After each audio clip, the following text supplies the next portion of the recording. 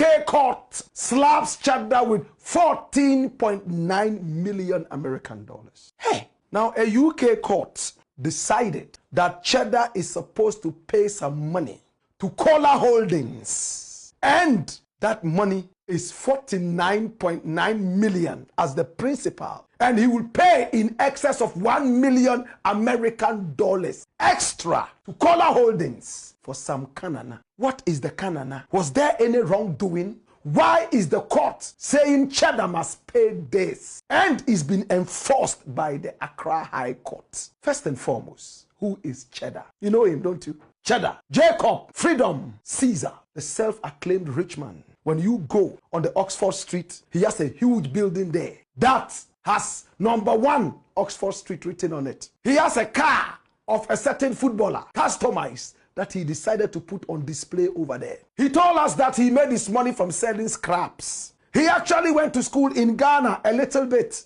Oh yes, he went to Bleu, Accra, and then he left. Maybe because he was not academically sharp and bright. But in his own words, he felt school was a waste of time, and he still believes in that. Hey, in the run-up to the election, this was the guy whose name was all over the place. He was a philanthropist. He had so much money. And when I tried to find out the source of his money, he got angry with me and called me all sorts of names, insulted me, and we reported that. Do you remember? So I've never been his friend from when I decided to ask questions that people can't ask him. This is Cheddar. He came into the country, in fact, parading himself, portraying himself as a self-made man. He said he was over there in England and he sold scraps and made money. My biggest problem with him was when he imported some white tigers into the country. White tigers. He said they are a very rare species. He brought them into the country. And it came out that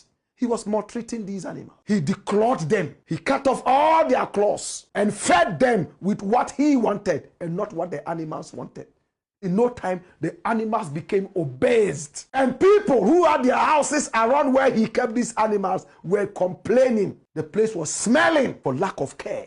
Smelling. And they reported him to the wildlife people. So the wildlife people came and ordered him to build a certain kind of cage, at least, to have this animal. My brother, he declawed the tigers and detreated them, filed their teeth so they couldn't bite. He turned them into cats, domestic cats. And when I told him, as an animal activist and an animal rightist, he got angry and called me poor.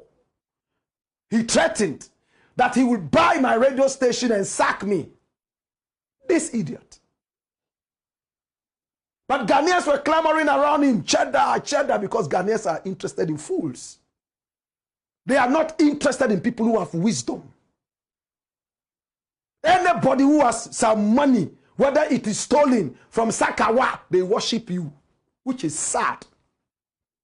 So me and him had a big banter. There was a time he even threatened to take me to court. His lawyers came and made a lot of noise and went away. Because when they were confronted with the facts, they realized that he had no case. You are maltreating animals and we are telling you and you are angry. He stood for the elections and tricked, allegedly, some great Pan-Africanists that everybody knows in the world of Pan-Africanism. He had what he called the new force. And he said he was the face in the mask.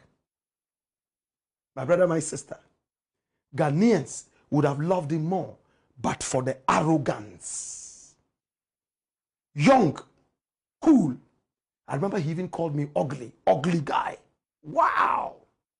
Ubia one fesa. Or see, ugly guy. He used some word like that.